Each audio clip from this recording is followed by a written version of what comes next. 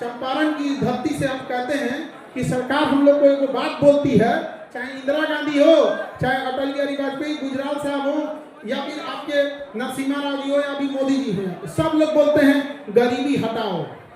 हमारा कहना है अमीरी लाओ, अमीरी लाओ। अरे कौन गरीबी हटा नहीं है, तो हमको क्या पता, हमारे पास आंकड़ा रहेगा ना कि फला व्यक्ति अपनी गरीबी को हटा दिया। तो यहाँ से आप लोग को एक नारा लगाना होगा कि हमें गरीबी हटाओ, तो चिल्ला चुके हैं, अभी क्या करना है, अमीरी लाओ। अरे भैया हम लोग भात दाल के लिए और इतने छोटे छोटे आवश्यकताओं के लिए थोड़ी रहेंगे यहाँ पे। हमारे यहाँ बुजुर्गों को देख के देखिए, बेचारों का शरीर झुक गया है यहाँ पर। उन्होंने पता है शरीर बुढ़ापे में कब झुकता है, जब पूरे जीवन अगर आपको कैल्शियम की कमी है, पूरे जीवन आयरन की कमी है, पूरा जीवन, तभी बुढ़ापा में आपका शरीर झुकेगा। तब सोचिए उसने पूरा जीवन काट दिया, पूरा जीवन काट दिया इस चीज को।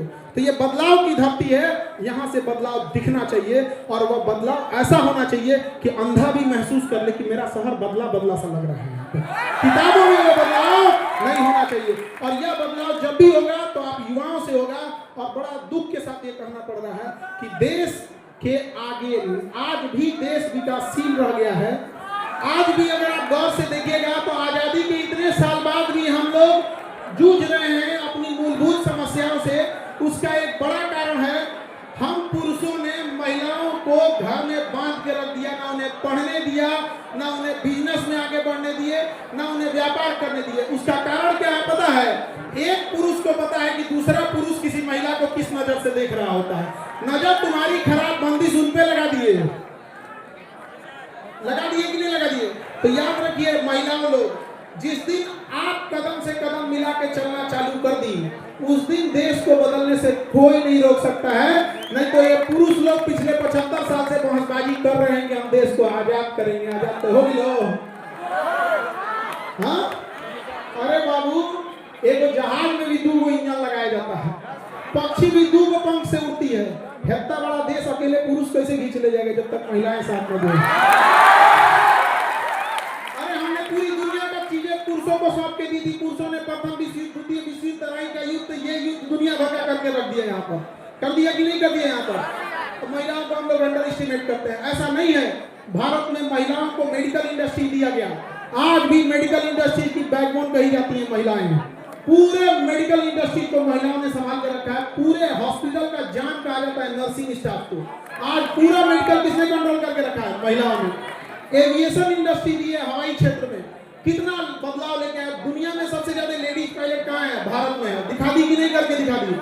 बैंकिंग सेक्टर में करके दिखाएं कि नहीं करके दिखाएं आपको? लेकिन महिलाओं को आगे बढ़ाने के लिए हम सरकार से भी कहते हैं कि महिलाओं के एजुकेशन पर से जीएसटी हटाया जाए, और यह जैसे हटेगा महिलाओं पर से जीएसटी, अब आप कहिएगा कि बेटी पढ़ाओ और बेटी बचाओ, 18% जीएसटी घर से लाओ, ऐसे कैसे होगा? बताइए, आपसे जीएसटी हटना चाहिए कि नहीं? अच्छा पुरुष लोग समझो, जिस दिन महिलाओं से जीएसटी हट जाएगा एजुकेशन पे, फिर हम लोग कहेंगे भेदभाव हो रहा है, बराबरी होना चाहिए, हम लोग का। तो हम यहाँ पर याद रखिएगा, पुरुषों की मदद महिलाएं ही करेंगी। पहले हम लोग को लड़ाई लड़नी है किसके लिए? महिलाओं के लिए, कि भैया उनका जीएसटी हटाओ। और जब उनका जीएसटी हट जाएगा तो ये जिम्मेदारी महिलाओं पे होगी कि हमारे भाइयों के साथ भेदभाव क्यों, शिक्षा पर सबका अधिकार है, उनका भी हटाओ। नहीं होना चाहिए। याद रखिएगा, हमें वहां दिया जलाना है जहां अभी तक अंधेरा है। Yes sir. और शिक्षा कश्मीर से कन्याकुमारी तक हर गरीब तक पहुंचना चाहिए। हमारे यहाँ जब कोई रिजल्ट लेके आता है तो उसके पिताजी कहते हैं कि मेरी बेटी है, हम तो चाय बेचते थे, हिम्मत नहीं किए थे कि इतना हो जाएगा यहाँ पर। हमारे यहाँ एक लड़की बीपीएससी में सेलेक्ट हुई, ज्योत्सना नाम था। बिहार के 17 साल बाद उसने बीपीएससी का एग्जाम दिया, कहा कि सर बड़ा सस्ता था, हमने एडमिशन ले लिए, अब पढ़ने लगे, इतना आराम से पढ़ाई की, पढ़ते पढ़ते कब हम बीपीएससी के अधिकारी हो गए पता नहीं चला। सोचिए अगर लाख रुपया फीस रहती तो कोई हिम्मत करता? कोई हिम्मत नहीं करता।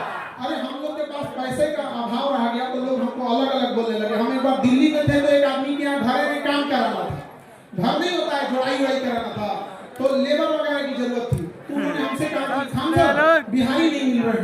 हम कहेंगे भैया आपको काम कराना है, लेबर की जरूरत है, कहीं का रख लीजिए लेबर, यूपी का रख लीजिए, राजस्थान का रख लीजिए, हरियाणा का रख लीजिए, क्या जाता है, वो दिल्ली में।